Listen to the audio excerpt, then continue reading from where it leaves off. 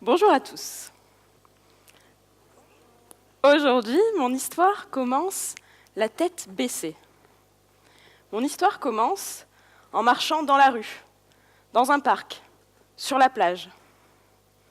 En fait, mon histoire commence en regardant la trace que l'humanité laisse au quotidien. Et je ne parle pas de ça ou de ça. Mais je parle plutôt de tout ce qui est papier, canettes, chewing-gum, bouteilles plastiques, emballage de fast-food. Et aujourd'hui, je suis là pour vous parler d'un déchet qui est devenu tellement omniprésent qu'on ne le voit plus. Je vais vous parler du premier déchet mondial. Mais alors, quel est-il? Voilà quelques indices. Je suis blanc à l'intérieur et orange à l'extérieur. On me trouve sur le sol et dans les cours d'eau, et je sens particulièrement mauvais.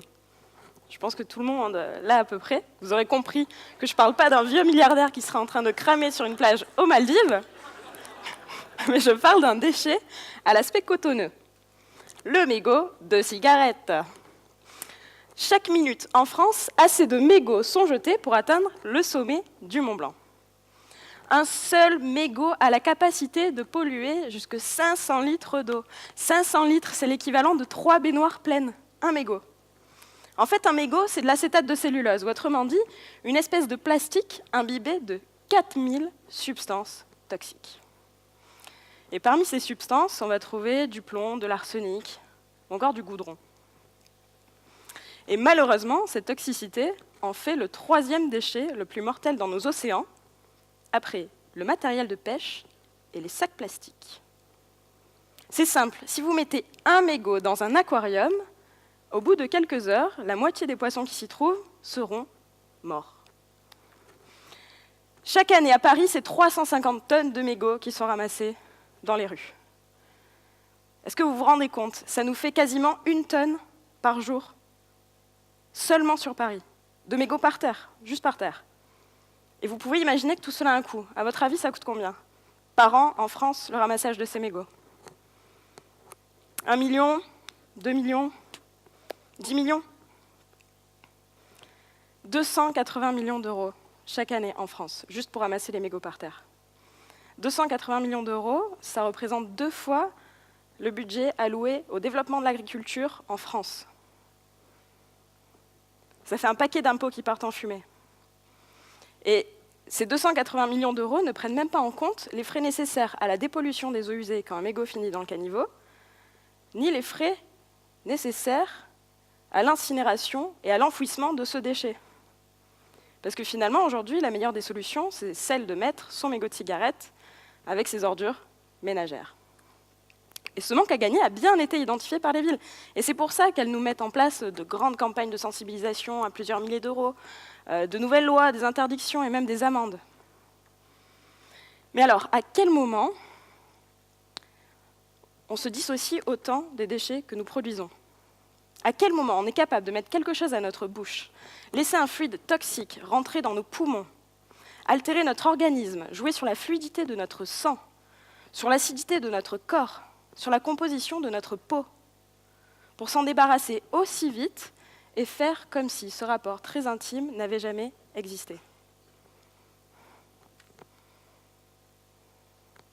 Chacun de nos choix, chacune de nos décisions est un pari sur l'avenir. Alors oui, on peut prendre la décision d'altérer notre organisme en mangeant n'importe quoi, en fumant, en buvant. Mais par contre, décider d'altérer nos sols, notre air, notre eau, qui sont des biens communs, ne devrait pas pouvoir se faire d'une simple pichonnette de la main. Savez-vous que chaque jour, c'est 22 000 tonnes de plastique supplémentaires qui arrivent dans l'océan, chaque jour?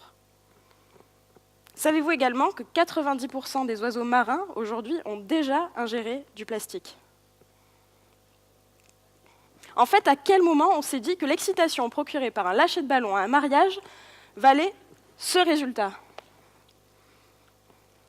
À quel moment on s'est dit qu'on allait consommer de l'eau conditionnée dans des bouteilles en plastique bourrées de perturbateurs endocriniens, alors qu'on a la chance de vivre dans un pays où l'eau qui coule de notre robinet est potable?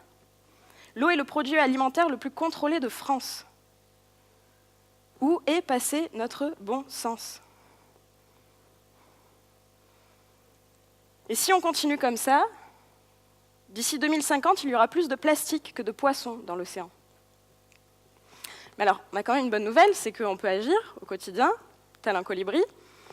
On a plein de choses à faire au quotidien. On peut par exemple, tout simplement, bannir la vaisselle plastique. Utiliser des sacs en tissu. Utiliser savon et shampoing solides. On peut mettre un stop pub sur notre boîte aux lettres. On peut bannir les pailles. On peut utiliser des cendriers de poche. On peut interpeller et sensibiliser les gens autour de nous.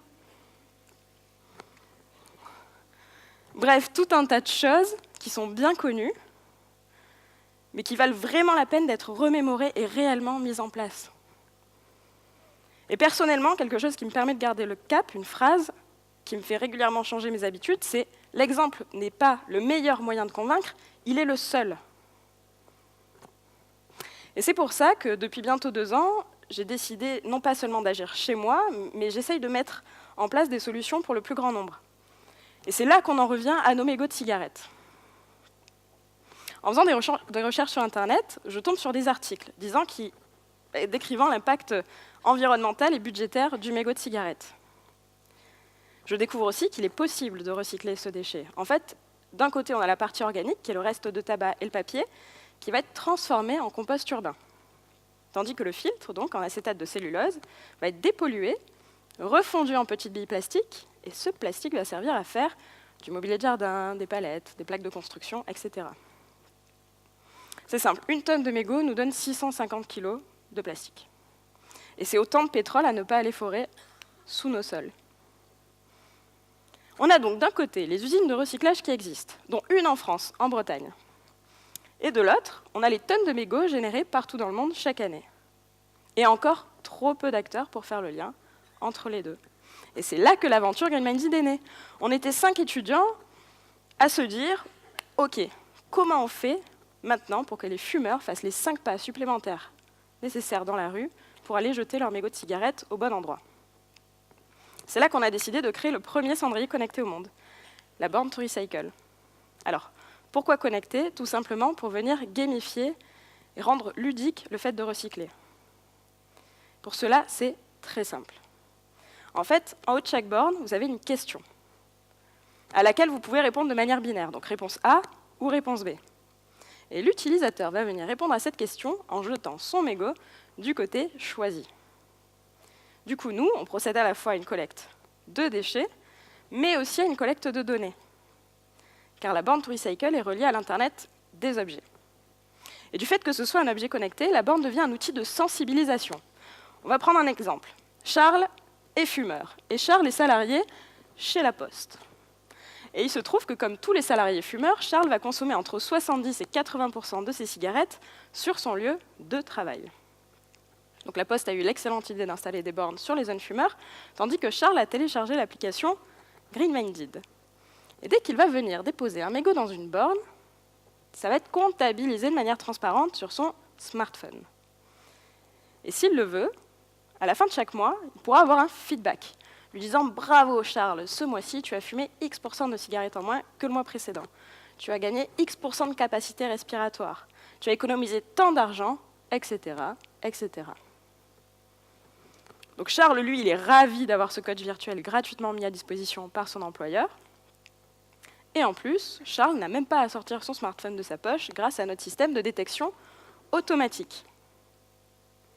Alors, il est important de préciser que toutes les informations collectées à propos de Charles restent strictement confidentielles. C'est seulement pour lui, et l'employeur n'a aucun regard sur qui fume ou non au sein de ses locaux. Mais alors, pourquoi l'entreprise paierait pour un tel service? C'est simple. Une étude de l'Université de l'Ohio a montré qu'un salarié fumeur coûte en moyenne 6 000 € de plus par an qu'un salarié non-fumeur. Désolé pour les fumeurs. C'est dû notamment au post-cigarette, au congé maladie et à ce qu'on appelle le présentéisme, c'est-à-dire le fait de rester plus longtemps sur son lieu de travail pour justement compenser les pauses plus fréquentes. Donc là, ce que je viens de décrire, c'est seulement si la borne est sur mon lieu de travail. Mais si je suis dans une ville où mon entreprise n'a pas installé de cendrier, on va prendre le second scénario, celui avec Christelle, qui habite à Paris. Donc Christelle est fumeuse, et la ville de Paris a eu l'excellente idée d'installer des bornes à la sortie des gares, des métros, des salles de spectacle, etc. Donc Christelle a téléchargé l'application Green Minded, et dès qu'elle va venir déposer un mégot dans une borne, ça va être comptabilisé sur son smartphone. Elle va gagner un point. Et plus elle va recycler, plus elle va cumuler ses points sur une cagnotte virtuelle, qu'au bout d'un moment, elle va pouvoir redistribuer en argent à une association de protection de l'environnement ou de lutte contre le tabac. De cette façon, on crée un espèce de cercle vertueux où le tout un chacun gagne à recycler. Bon, et maintenant, aujourd'hui, quand je vous dis Green Minded, de quoi je parle? Aujourd'hui, Green Minded, c'est 100 kg de mégots collectés. C'est 10 points de collecte déployés. C'est plus de 600 cendriers de poche distribués gratuitement dans les rues. Et c'est plus de 10 000 personnes sensibilisées à travers 6 pays différents grâce aux différents événements et concours auxquels on a participé. Et tout cela sans investissement, si ce n'est un véritable investissement personnel, un investissement en termes de temps. En fait, Green Minded, c'est une bande d'étudiants, quelques paires de mains, quelques neurones qui se connectent et beaucoup de cœur. Alors certes, on avance à tout petits pas, ça fait bientôt 2 ans qu'on est sur le projet. Pour ceux qui arrivent à se payer, on se paye grâce au RSA, aux bourses, aux aides sociales. Mais en même temps, on se dit que si on ne le fait pas, personne ne le fera. Et puis c'est simple parce qu'une fois qu'on aura démocratisé le recyclage des mégots, on pourra s'attaquer au recyclage de tous les autres petits déchets oubliés, mégots, chewing-gum, piles, bouchons, stylos, etc. En fait, on veut que la valorisation du déchet devienne un automatisme. Et que la mentalité qui aujourd'hui est basée sur consomme et jette devienne consomme et valorise. Et puis, regardez autour de vous. Vous avez des objets connectés pour tout. Vous avez des montres connectées, des balances connectées, même des sous-vêtements connectés. Mais par contre, personne n'a pensé à faire d'objets connectés pour contrer la première source de pollution mondiale et la première cause de mortalité évitable au monde. Nous, on trouve ça complètement dingue. Et c'est pour ça qu'on a décidé de créer ce premier cendrier connecté mondial, la borne to recycle. Alors aujourd'hui, si vous voulez nous aider, c'est simple. Parlez-en autour de vous. S'il vous plaît, ne restez plus silencieux devant un mégot qui est jeté dans le caniveau. Offrez des cendriers de poche à votre entourage. Et si vous voulez nous soutenir, Green Minded, vous pouvez utiliser le moteur de recherche Lilo. En fait, c'est une alternative au moteur de recherche traditionnel qui permet de nous financer au quotidien grâce aux recherches que vous faites sur Internet. Aujourd'hui, grâce à Lilo, on a déjà gagné plus de 3 000 €. Ça paraît rien comme ça, mais c'est énorme pour nous. Donc voilà. Maintenant, vous savez, et à ce qui paraît, savoir, c'est pouvoir. Merci de m'avoir écouté.